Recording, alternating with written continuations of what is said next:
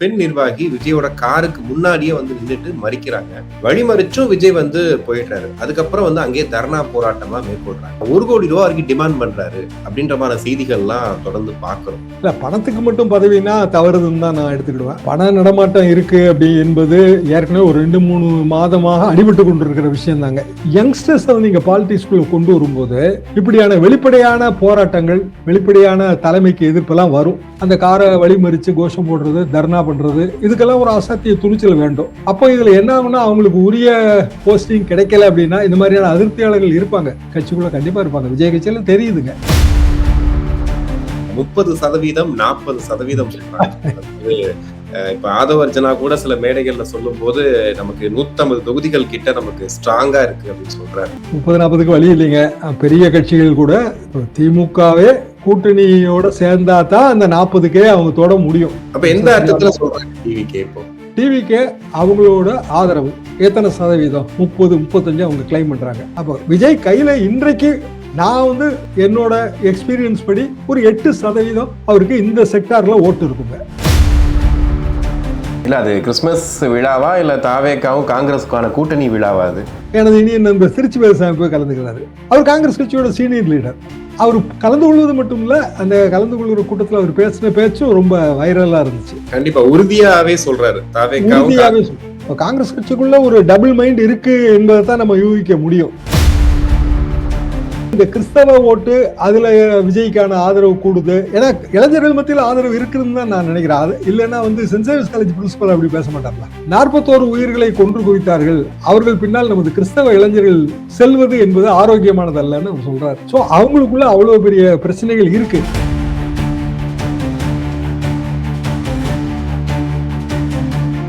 உலகெங்கும் வாழும் தமிழ் நெஞ்சங்களுக்கு கிறிஸ்டியின் அன்பு வணக்கம். இன்று நம்மோடு மூத்த பத்திரிகையாளர் தரா ஷாம் இணைஞ்சிருக்காரு. வணக்கம் சார். கிறிஸ்டி வணக்கம்.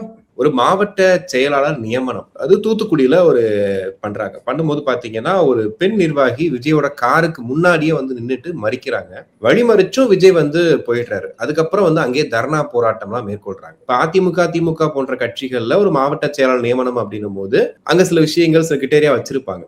அப்ப இவங்க என்ன கிரிட்டேரியா வச்சிருக்காங்க அப்படின்னு சொல்லி பேசும்போது பாத்தீங்கன்னா 1 கோடி ரூபாய் வரைக்கும் டிமாண்ட் பண்றாரு புசி ஆனந்த் அவர்கள், விஜய்க்கே தெரியாது அப்படின்ற மாதிரி செய்திகள்லாம் தொடர்ந்து பாக்குறோம். நீங்க எப்படி பாக்குறீங்க இந்த செய்தியை? பண நடமாட்டம் இருக்கு அப்படி என்பது ஏற்கனவே ஒரு 2-3 மாதமாக அடிபட்டு கொண்டிருக்கிற விஷயம் தாங்க. இப்ப இது வந்து புதிதான குற்றச்சாட்டுன்னு நான் சொல்ல மாட்டேன். அது எவ்வளவு என்பது நமக்கு தெரியாது. ஆனா யங்ஸ்டர்ஸ் நீங்க பாலிடிக்ஸ்குள்ள கொண்டு வரும்போது இப்படியான வெளிப்படையான போராட்டங்கள், வெளிப்படையான தலைமைக்கு எதிர்ப்பெல்லாம் வரும். ஏன்னா இளைஞர்கள் பயமறியாது இல்ல. இதுவே வந்து ஒரு சீனியர் ஒரு 35 இயர்ஸ் 40 இயர்ஸ் பாலிடிக்ஸ்ல என்னெல்லாமோ பார்த்திருப்பாங்க. அவங்க எல்லாருக்கும் வந்து சீட் ஒன்றும் கிடைச்சிட போறது இல்லை. எம்எல்ஏ சீட்னா வந்து 20 பேர் ட்ரை பண்ணுவாங்க. அந்த 20 பேர்ல ஒரு 15 பேர் நல்லா செலவு பண்ணிட்டே இருப்பாங்க கட்சிக்கு. கடைசியில யாரோ ஒருத்தர் கிடைக்கும். அவர் லோக்கலாலாம் இல்லாம கூட இருப்பாரு. காங்கிரஸ் கட்சி வேட்பாளர் நிறுத்துங்க திருநெல்வேலியில. அவர் என்ன திருநெல்வேலிக்காரரா? எம்பி தேர்தல்ல அவர் கன்னியாகுமரிக்காரரு. பல காரணங்களுக்காக அவங்க நிறுத்துவாங்க. ஆனா மெச்சூர்டு பொலிட்டீஷியன்ஸ் வந்து வேலை பார்த்துருவாங்க சுத்தி. என்ன காரணம்னா பாலிடிக்ஸ் வேற ஒண்ணுமே கிடையாது அவங்களுக்கு. நாளைக்கு இதே கட்சியில தான் அடுத்தடுத்த பதவிகளை வாங்கணும். இந்த தேர்தலில் வாய்ப்பு இல்லைன்னா அடுத்த தேர்தலில் கிடைக்கும். இப்படியான கால்குலேஷன் ஓடும். ஆனா புதிதாக இளைஞர்களாக இருந்து அரசியலுக்கு வந்து விஜய் கட்சியில நமக்கு போஸ்டிங் இல்லை அப்படின்னா நம்மளோட அரசியல் எதிர்காலமே போய் இல்ல அப்படின்னு உணர்வு வந்துருச்சுன்னா போராட்டங்கள் வரும். அதைத்தான் நேற்று நான் பார்த்தேன். அவங்க வந்து ரொம்ப போல்டாவும் இருந்தாங்க. ஆக்சுவலா ஒரு விஜய் மாதிரியான ஒரு அவரு என்னதான் இருந்தாலும் அவங்க கட்சிக்கு தலைவர். அந்த காரை வழிமறிச்சு கோஷம் போடுறது, தர்ணா பண்றது, இதுக்கெல்லாம் ஒரு அசாத்திய துணிச்சல் வேண்டும். அப்போ இதுல என்ன ஆகும்னா, அவங்களுக்கு உரிய போஸ்டிங் கிடைக்கல அப்படின்னா இந்த மாதிரியான அதிருப்தியாளர்கள் இருப்பாங்க, கட்சிக்குள்ள கண்டிப்பா இருப்பாங்க. விஜய் கட்சியில தெரியுதுங்க. மற்ற கட்சிகளை அவங்களை வந்து கேப்சர் பண்ண முயற்சிக்கும். தூத்துக்குடி மாவட்டத்துல இவங்களை சுற்றி வந்து நமக்கு நேரடியா அவங்களோட ஃபீல்டு தெரியாது. வீடியோல வந்ததுனால, செய்தியில அடிபட்டதுனாலதான் இப்ப இந்த பேர் எல்லாமே நமக்கு தெரியுது. ஆனா தூத்துக்குடியில இருக்கிற லோக்கலா இருக்கிறவங்களுக்கு இவங்களை பத்தி நல்லாவே தெரியும் இல்லையா? அப்ப இவங்க வந்து எதிர்கால அரசியலுக்கு உதவியா இருப்பாங்க. நம்மளோட ஓட்டு எல்லாரும் கால்குலேஷன் இருக்குல்லங்க. எனக்கு இவ்வளவு ஓட்டு இருக்குங்க, நான் எம்எல்ஏ டிக்கெட் வாங்குறேன், என் எதிரிக்கு இவ்வளவு ஓட்டு இருக்கு, நான் எங்க ஜெயிக்கணும்னா இந்த இடத்துல ஜெயிக்கணும், ஒரு 10 தெரு ஓட்டை வந்து நான் கேப்சர் பண்ணேன் அப்படின்னா எனக்கு வந்து இந்த சிட்டி கான்ஸ்டிடுவன்சி ஜெயிக்க முடியும்னு கால்குலேஷன் உண்டு. அதுக்கு வந்து இவங்க உதவியாக இருப்பாங்கன்னா இவங்களை வந்து இழுக்க பார்ப்பாங்க. இவங்க அப்படி இழுக்கப்பட்டவர்கள் நிறைய பேர் பார்த்தோம்ல. இதுக்கு முன்பே ஒரு சோசியல் மீடியா பிரபலம் தாவேக்கால இருந்தவங்க, அவங்க திமுகவுக்கு வந்தது ஒரு 3 months பேக். ஸோ அப்படியான ஒரு விஷயம் வந்து தாவேகாவுக்கு பலவீனமா மாறும். பலரும் வந்து தாவேகா விட்டு வெளியில போற மாதிரியான ஒரு ஃபீல் வரும். எந்த அளவுக்கு ஊடகங்கள் தாவேகாவை இப்போ தாவேகா செய்திகளை போடுது, விஜயோட எல்லா நிகழ்ச்சியும் லைவ்ல காட்டுறாங்களோ அதே மாதிரி நாளைக்கு வெளியில போறவங்க நிகழ்ச்சியும் லைவ்ல காட்டுவாங்க. சார், இப்போ ஒரு கட்டுமானமா ஒரு கட்சியை உருவாக்குறதுல தாவேகா தவறுதுன்னு நினைக்கிறீங்களா? ஏன்னா ஒரு பக்கம் ஆதரவுலாம் இருக்கு, எல்லாமே இருக்கு. ஆனா ஒரு கட்சிக்கு முக்கியமானது மாவட்ட செயலாளர்கள். அவங்கள சரியா திருப்திப்படுத்தினாதான் கட்சியில போய் எல்லா இடங்களையும் வேலை பார்க்க போறாங்க. அப்படின்னும் போது அந்த இடத்துல தாவேகா தவறுறதை எப்படி பாக்குறீங்க? இல்ல, பணத்துக்கு மட்டும் பதவினா தவறுதுன்னு தான் நான் எடுத்துக்கிடுவேன். வேற காரணங்கள் இருக்கலாம், நமக்கு தெரியாது. அதாவது உண்மையிலேயே தூத்துக்குடி மாவட்டத்தோட தாவேகா நிலைமை என்னங்கிறது நமக்கு அடுத்த தேர்தல தான் தெரிய வரும். இப்ப தெரியாது. எல்லாரும் யங்ஸ்டர்ஸா இருக்காங்க. இவங்க முகங்கள்லாம் நமக்கு தெரியாது, இவங்களோட பேக்ரவுண்ட் தெரியாது, ஃபேமிலி தெரியாது. பொலிட்டிக்கல் ஃபேமிலில இருந்து வந்தாங்களா இல்ல ஏதாவது பெரிய வேலையில இருந்து வர்றாங்க. இப்ப திடீர்னு பாத்தீங்கன்னா எங்க பகுதியிலேயே சாப்ட்வேர் இன்ஜினியர்ஸ், எம்டி படிச்ச டாக்டர்கள் எல்லாமே வந்து 30 வயசு 32 வயசுக்குள்ள இருக்கிற யங்ஸ்டர்ஸ் தான். அதாவது போத் லேடிஸ் அண்ட் ஜென்ஸ். அவங்க தாவேகா ஆதரவு நிலைப்பாடு எடுத்து இப்போ தலைமையிலிருந்து ஏதாவது ஒரு மெசேஜை வந்து பாஸ் பண்ணணும் அப்படின்னு இவங்ககிட்ட கொடுத்தா இவங்க உட்காந்து இவங்களோட லேப்டாப் கம்ப்யூட்டர் மொபைல்ல உட்காந்து 1000 பேருக்கு அனுப்புறது, 2000 பேருக்கு அந்த வேலையெல்லாம் பாக்குறாங்க. எனக்கு தெரிந்து என்ன ஐடியான்னு கேட்டா ஐடியாலாம் எதுவும் கிடையாது. நாங்க வந்து விஜய் ரசிகர்கள், அப்படி விஜயோட பாலிடிக்ஸை ஃபாலோ பண்றோம். என்ன நம்மளோட வேலை என்ன, ஒரு 1000 பேருக்கு ஃபார்வர்ட் பண்றது தானே. இன்னைக்கு வாட்ஸ்அப் ஃபார்வர்ட்னா 5 பேர் ரெஸ்ட்ரிக்டடுங்க. 1000 பேருக்கு ஃபார்வர்ட் பண்ணணும்னா அது ஒரு வேலை. வாட்ஸ்அப்ல நீங்க 5 பேரா 1000 பேருக்கு ஃபார்வர்ட் பண்ணணும். யோசிச்சு பாருங்க. அப்போ 200 டைம்ஸ் நீங்க அதுல வந்து வேலை பார்க்கணும். அப்ப அதுக்கு வந்து நம்ம கட்சிக்காரன் இருக்கணுங்கிற அவசியமே இல்லை. யார் வேணாலும் ஃபார்வர்ட் பண்ணலாம். ஒரு சிம்பிள் தானே, ஃபார்வர்ட் பண்ணுங்க, அவ்வளவுதான். உட்காந்து ஃபார்வர்ட் பண்றாங்க. இவங்களை பொறுத்த வரைக்கும் இவங்க என்ன நினைக்கிறாங்க, நம்மளால ஆன பணி, அரசியல் பணி, நம்ம பங்களிப்பை விஜய்க்கு செலுத்தியாச்சு. நம்மளோட ஐகானுக்கு வந்து மாட்னி ஐகான் திரை நட்சத்திரத்துக்கு நம்மளோட பங்களிப்பு ஒரு அரை மணி நேரம் 1 மணி நேரம் வேலை பார்த்து 1000 பேருக்கு ஃபார்வர்ட் பண்ணோம், நம்ம வேலை முடிஞ்சது. இது வந்து இந்த வாலண்டியரிங் வேற கட்சியில இல்ல. கிரௌடு சேர்றது, நான் போறேங்க விஜய் கொடுத்துக்கு, நான் போறது மட்டும் இல்லைங்க, ஒரு 5 பேரை கூட்டிட்டு போறேன். 5 பேருக்கு யாரு செலவு பண்றா அப்படின்னா அவங்க செலவு பண்றாங்க. இப்படியே 5 பேரா சேரும்போது வந்து 5000 10,000 பெருகிறது. நல்லா தெரியுதுங்க. அது இவங்க எல்லாம் யாரு அப்படின்னு பார்த்தா அது நமக்கு தெரியாது, யாருன்னே தெரியாது. பார்த்தா வந்து எங்கேயோ பெருந்துறையில இருந்து, ஈரோட்டு பக்கம் ஒரு சின்ன ஊர்ல இருந்து வராங்க. முகங்களை பார்க்கும்போதே தெரியுது அவங்க எல்லாமே பாலிடிக்ஸுக்கு எல்லாமே புதுசு. இன்னும் சொல்ல போனா பலருக்கும் 234 சீட்னு சொல்ல தெரியல. 270 சீட் 269 சீட்லாம் ஆளுக்கு ஒரு கணக்கு வச்சிருக்காங்க. அதை தாண்டி ஒரு பெரிய கணக்கு ஒண்ணு சொல்றாங்க சார். 30% 40% சொல்றாங்க. அதாவது இப்ப ஆதவர்ஜனா கூட சில மேடைகள்ல சொல்லும் போது நமக்கு 150 தொகுதிகள் கிட்ட நமக்கு ஸ்ட்ராங்கா இருக்கு அப்படின்னு சொல்றாரு. இது எந்த கணக்குல சொல்றாங்க? நீங்க இத்தனை வருஷமா அரசியலை பார்த்துட்டு இருக்கீங்க. 23 26% ஒரு பெரிய விஷயமா பார்க்கும்போது 30 40 எப்படி பாக்குறீங்க? 30 40க்கு வழி இல்லைங்க. பெரிய கட்சிகள் கூட திமுகவே கூட்டணியோட சேர்ந்தா தான் அந்த 40க்கே அவங்க தொட முடியும். ஆவரேஜா வந்து திமுக அண்ணா திமுக 25ல இருந்து 30% இருக்குங்க. அதை தாண்டி கிடையாது. அண்ணா காலத்துல திராவிட ஓட்டு வங்கியை கன்சால்டேட் பண்ணி நாங்க வச்சிருந்தப்ப, அதாவது என்னோட காலேஜ் டேஸ் 1966 67 காலகட்டத்துல காங்கிரஸை எதிர்த்து அப்பவுமே அது 60ல இருந்து 70% தாங்க இருந்தது. காங்கிரஸ் கட்சி இப்ப ரொம்ப பலவீனம்னு சொல்ல முடியாது. கிட்டத்தட்ட 50 சீட்டை பிடிச்சிட்டாங்க அவங்க. 67, அதாவது எத்தனை ஆன்டி இன்குமென்சி பாருங்க. 52ல காங்கிரஸ் ஆட்சி, 57 காங்கிரஸ் ஆட்சி, 62 காங்கிரஸ் ஆட்சி. காமராஜர் இல்ல, பக்தவச்சலம் முதலமைச்சர். பக்தவச்சலம் வந்து பெரிய பாப்புலர் லீடர்னு சொல்ல முடியாது. இவ்வளத்தையும் தாண்டி காமராஜர் அவர்களே வந்து விருதுநகர்ல வெற்றி வாய்ப்பு இழந்தார். இவ்வளத்தையும் தாண்டி 50 எம்எல்ஏ சீட்டுங்கிறது மோசமான விக்டரியா? அது நல்ல விக்டரி ஆச்சுங்களா? அண்ணா 7 கட்சி கூட்டணி, ராஜாஜில இருந்து எல்லா தலைவர்களும் இருக்காங்க, திரை நட்சத்திரங்கள் எம்ஜிஆர் SSR படையெடுத்து வராங்க. எல்லாம் தாண்டி காங்கிரஸ் கட்சி 50 இடம் ஜெயிச்சது 67ல. அப்போ கட்சி சார்பான ஓட்டு இதை நம்ம கால்குலேட் பண்றோம். அதுதான் நம்மளோட பேசிக் அரித்மெட்டிக்ஸ். திமுக அப்போ ஒரு 60ல இருந்து 65%, அதாவது திராவிட ஓட்டு வங்கி. திராவிட ஓட்டு வங்கியை நீங்க எப்படி நேஷனலைஸ் பண்ணலாம், எப்படி நீங்க டிஸ்கிரைப் பண்ணலாம்னா மாநிலம் சார்ந்த, மொழி சார்ந்த ஓட்டு வங்கி. இது வந்து நம்மளோட ஓட்டு வங்கியின் ஒரு பகுதி. அதாவது இந்தி எதிர்ப்பு, தாய்மொழி ஆதரவு, இது வந்து வடக்கையும் சேர்த்து நம்ம எதிர்க்கிறோம். இது எங்க காலத்தோட அரசியல். இதுதான். இந்தியும் படிக்க மாட்டாங்கன்னு நான் சொல்லவே இல்லை. தட்சின் பாரத் இந்தி பிரச்சாரத்தை பார்த்தா அது மகாத்மா காந்தி துவங்கி வச்சு இருக்க ஆதிக்கத்தை தான் நம்ம எதிர்க்கிறோம். இந்தி திணிப்பை எதிர்க்கிறோம். எங்க குழுவுக்கு பேரே இந்தி வல்லாண்மை எதிர்ப்பு குழு தான். இந்தி எதிர்ப்பு குழுவே கிடையாது. நிறைய தவறா சொல்றாங்க. இந்திய ஆதிக்கத்தை எதிர்க்கிறோம். ஆதிக்கங்கிற வார்த்தையை வல்லாண்மைன்னு தமிழ் படுத்தியிருந்தோம். எவ்வளவு பேருங்க. அப்ப எந்த அர்த்தத்துல சொல்றாங்க டிவிகே வந்துங்க அந்த இடம், அந்த நுணுக்கமான இடத்தை தவற விடுறாங்கன்னு நான் நினைக்கிறேன். இது வந்து ஒரு குறிப்பிடத்தகுந்த ஓட்டு வங்கி. நீங்க எப்படி கிறிஸ்டின் ஓட்டு வங்கின்னு சொல்றீங்களோ அப்படி இதுவும் ஒரு ஓட்டு வங்கி. இந்த ஓட்டு வங்கியை திமுக தான் மெயின்டைன் பண்ணுது. அதிமுக கோட்டை விட்டுருச்சு. எம்ஜிஆர் காலத்துல இருந்ததுங்க, இப்ப கோட்டை விட்டுருச்சு. அப்ப எதுக்காக நான் இந்த சின்ன உதாரணம் சொல்றேன்னா, ஒரு நூல் தானே, நூலை வாங்கி பிடிக்கிறதுக்கு எத்தனை பேர் ட்ரை பண்ணிட போறாங்க. ஆனாலும் அது நூல் நமக்கு வந்து சேருது. அப்போ மிக இயல்பாக இதை இப்படி எடுத்து பாருங்க. டிவிக்கு அவங்களோட ஆதரவு எத்தனை சதவீதம்? 30-35 அவங்க கிளைம் பண்றாங்க. நம்ம அதை வந்து ப்ரொஃபைலிங் பண்ணி பார்த்தோம் அப்படின்னா 30 வயசு அந்த ரேஞ்சில் இருக்கிறவங்கள பெரும்பாலும் விஜய் ஆதரவு மனப்பான்மை தெரியுது. அப்ப அவங்க எத்தனை சதவீதம்? தமிழ்நாடு எலக்டரேட்ல 35 வயசு வரைக்குமே 16% கூட வரல. குத்து மதிப்பா எடுத்தோம்னா 15% இந்த, அதாவது 18 வயசுல முதல் தடவை ஓட்டு போடுகிறவர்கள் அது கொஞ்சம் ஃபியூ லாக்ஸ் தான். அப்புறம் வந்து 20 வயசு, 25 வயசு, 30, 35 வயசு வரைக்கும் அவ்வளவுதான் வருது. இந்த 15% கண்டிப்பாக வந்து திமுகவுக்கும் ஓட்டு இருக்கும், அதிமுகவுக்கும் ஓட்டு இருக்கும், பிஜேபிக்கும் இருக்கும். திடீர்னு ஒரு வலதுசாரி சித்தாந்தம் இங்க டெவலப் ஆகி வருதுங்க. அப்போ கொஞ்சம் இளைஞர்கள் அதுல அட்ராக்ட் ஆயிருப்பாங்கல்ல, அது நீங்க மறுக்க முடியாதுங்க. அதையும் சேர்த்து தான் கால்குலேட் பண்ணணும். அப்போ பிஜேபிக்கும் அதுல வந்து ஒரு 2%, 3% ஓட்டு இருக்கு இந்த 15%. திமுகவுக்கு ஏற்கனவே ஒரு ஓட்டு வங்கி இருக்கு. அவங்க வந்து எல்லாமே ஒரு திருவண்ணாமலையில கூட வந்து மண்டல மாநாடு நடத்துறாங்க இளைஞர் அணிக்கு. இளைஞர் அணி முதல்ல 1980 காலகட்டத்திலே கொண்டு வந்தாச்சுங்க. அப்போ எல்லாரும் இளைஞர்களா தான் இருந்தோம். இளைஞர்கள் கட்சிக்கு எதுக்கு இளைஞர் அணி தான் நான் நினைச்சேன். ஆனா அப்புறம் பின்னாடி ஒரு இன்றைய முதலமைச்சர் வந்து அப்ப பேசும்போது சரி என்னதான் பேசுறாருன்னு கேட்போம்னு சொல்லி நாங்க திண்டுக்கல் பக்கம் அய்யலூருக்கு அங்க போறோம் கேட்கறதுக்கு. 82 இருக்கும், 82 இல்ல 83 இருக்கும். ஓஹோ, இப்படி எல்லாம் இவங்க பிளானிங் வச்சிருக்காங்களா? அப்பதான் தெரியுது எங்களுக்கு கான்செப்ட், இளைஞரணி கான்செப்ட். இன்னைக்கு அது எவ்வளவு டெவலப் ஆயிருக்கு. எல்லா கட்சிகளையும் இளைஞரணி வச்சிருக்காங்க. திமுக தான் முதல்ல வச்சது. அதை ஃபாலோ பண்ணி தான் எல்லாரும் வராங்க. அப்ப இந்த இளைஞர்கள் ஓட்டு வங்கி 16% நம்ம எடுத்தோம்னா, அதாவது 35 வயசு கீழே இருக்க எல்லாரையும் நான் இளைஞர்களா எடுத்துக்கிறேன். 16%ல மிக எளிதாக வந்து 6-8% மத்த கட்சிகளுக்கு போயிடும். சோ விஜய் எய்ம் பண்ணக்கூடியதே 8% தான். அதுக்கு மேல இருக்கிற ஏஜ் பிராக்கெட்ல இருக்கவங்க எல்லாருக்கும் அவங்கவுங்க சித்தாந்தம் இருக்கும். வலதுசாரி சித்தாந்தம் கூட இருக்கும், இடதுசாரி சித்தாந்தங்கள் இருக்கும், திராவிட சித்தாந்தம் இருக்கும், தமிழின உணர்வு இருக்கும். இதெல்லாம் தாண்டி தான் அது வரணும். அப்போ முழுமையான இளைஞர் ஓட்டு அறுவடை ஆயிரும் நான் நினைக்கல. அப்போ விஜய் கையில இன்றைக்கு நான் வந்து என்னோட எக்ஸ்பீரியன்ஸ் படி ஒரு 8% அவருக்கு இந்த செக்டார்ல ஓட்டு இருக்குங்க இப்போ வரைக்கும். அதாவது இளைஞர்கள் 35 வயசு கீழே. இப்போ இதோட சேரக்கூடிய இன்னொரு ஓட்டு வங்கி இருக்கு. அது எதுன்னா திமுக வேண்டாம், அதிமுக வேண்டாம்னு நினைக்கிற ஓட்டு வங்கி. அதை சீமான் அறுவடை பண்ணிட்டு இருந்தாரு.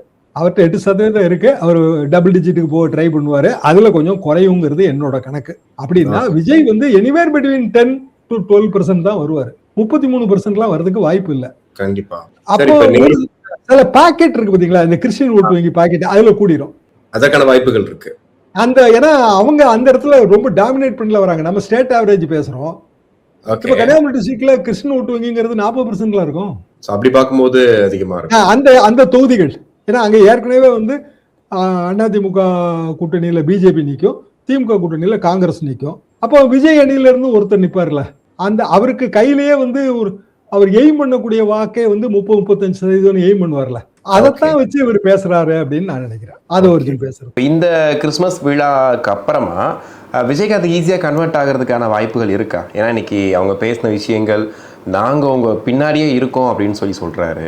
இன்னும் நிறைய அமைப்புகள் இருக்குன்னு ஒருத்தர் பேசுறாரு. அப்படின்னும் போது மொத்த வாக்குகளும் அவருக்கு போறதுக்கான வாய்ப்புகள் இருக்குன்னு நினைக்கிறீங்களா? மொத்த வாக்குகளும் போகாது. ரஃபா வந்து 5-6% இருக்குங்க ஸ்டேட் ஆவரேஜ். கான்சன்ட்ரேட்டர் பாக்கெட்டா அது எங்க இருக்குன்னா திருநெல்வேலி, கன்னியாகுமரி, தூத்துக்குடி. இங்க ஒரு கான்சன்ட்ரேட்டர் பாக்கெட் இருக்கு. வடசென்னையில ஒரு கான்சன்ட்ரேட்டர் பாக்கெட் இருக்கு. அப்ப இந்த பாக்கெட் ஆவரேஜ் நம்ம எடுத்து பார்க்கணும் இல்லைங்களா? வெறுமனே ஸ்டேட் ஆவரேஜ் எடுத்து எனக்கு 6% இருக்கு, விஜய் வேணா ஒரு 3% எடுப்பாரு, அது பெரிய அளவுக்கு பாதிக்காது அப்படின்னு நினைக்க கூடாது. ஏன்னா இந்த நான் சொல்ற இந்த பகுதிகளில் ஒரு 50 தொகுதி வரும். ஆவரேஜாவே வந்து less than 5,000 ஓட்டுல ஏராளமான தொகுதிகளோட வெற்றி வாய்ப்பு பாதிக்கப்படும். 4 முனை போட்டி இல்லையா? 5000 ஓட்டு டிஃபரன்ஸ் இருந்தா போதும், வெற்றி தோல்வி எல்லாம் மாறி போயிடும். அப்போ கிறிஸ்டின் ஓட்டு வந்து ரொம்ப முக்கியம், நிச்சயமா முக்கியம். குறிப்பாக இந்த ஒரு 40-50 தொகுதிகளில் அவங்க டிசைடிங் ஃபேக்டர்னே தான் நான் எடுத்துக்கிறேன். இப்போ அதுல ஏன்னா அருமனையில கிறிஸ்துமஸ் விழா நடக்குது. அருமனை கிறிஸ்துமஸ் விழாங்கிறது ரொம்ப ஐகானிக் பிரஸ்டீஜ். இல்ல அது கிறிஸ்துமஸ் விழாவா இல்ல தாவேக்காவும் காங்கிரஸுக்கான கூட்டணி விழாவா? அது அருமனை கிறிஸ்துமஸ் விழா வந்து ரொம்ப ஐகானிக். எல்லா டாப் லீடர்ஸும் அதுல பேசுவாங்க. முதலமைச்சர் பேசியிருக்கிறாரு. டிடிவி வந்து 2019 வந்த காலகட்டத்தில் டிடிவி வந்து பேசியிருக்காரு. பாலபிரஜாபதி அடிகள் கலந்து கொள்வதால அதுக்கு இன்னொரு முக்கியத்துவம் இருக்கு. ஐயா வைகுண்டரோட ஓட் பேங்க், குறிப்பா வந்து நாடார் கம்யூனிட்டியில ஐயா பக்தர்கள் நிறைய இருக்காங்க. நேற்றைய விழாவில் கூட ஐயா வைகுண்டரோடைய விஜயை கம்பேர் பண்ணாங்க, சமூக போராளி. அதாவது நீங்க சொன்ன மாதிரி ஜீசஸ் கிறிஸ்டோட கம்பேர் பண்ணது, ஜோசப் பாலுங்கிணற்று தள்ளிவிடப்பட்ட ஜோசப் பாலிடிக்ஸ்ல பெரிய ஆள் ஆனது, 200 தொகுதிகள் நீங்க ஜெயிப்பீங்க, நாங்க உங்களுக்கு பின்னாடி இருக்கோம், நீங்க வந்து 26ல மட்டும் முதலமைச்சர் இல்லை என்றும் முதலமைச்சர், இது எல்லாமே மத குருமார்கள் சூட்டிய புகழாரம். அப்போ கிறிஸ்தவ ஓட்டு வங்கி, குறிப்பாக தென் மாவட்டங்கள்ல இருக்கிற ஓட்டு வங்கிக்கான ஒரு ஏற்பாடு, அப்படிதான் நான் இதை பார்க்கிறேன். திமுக வந்து அதுக்கு எதிர் நடவடிக்கை எடுக்கும். அவங்களுக்கான சிக்கல் என்னன்னா, நேரடியாக இதை சொல்லி அவங்க எதிர் நடவடிக்கை எடுக்க முடியாது. ஆனா இந்தியாவில் நடக்கிற பல விஷயங்கள் இருக்குல்ல, கிறிஸ்தவர்களுக்கு எதிராக வட இந்தியாவின் பல பகுதிகளில் இது கடந்த ஒரு 3 அல்லது 4 நாட்களாக பெரிய பிரச்சனைகள் நடக்குது. காரணம், பஜ்ரங் தள், லோக்கல் பிஜேபியோட ஆக்டிவிஸ்ட் ஹரித்வார்ல வந்து கிறிஸ்துமஸ் கூட்டமே போடக்கூடாது அப்படின்னு தடையை பண்ணியாச்சு. உத்தரகாண்ட் மாநிலம், இப்ப டெல்லி உட்பட.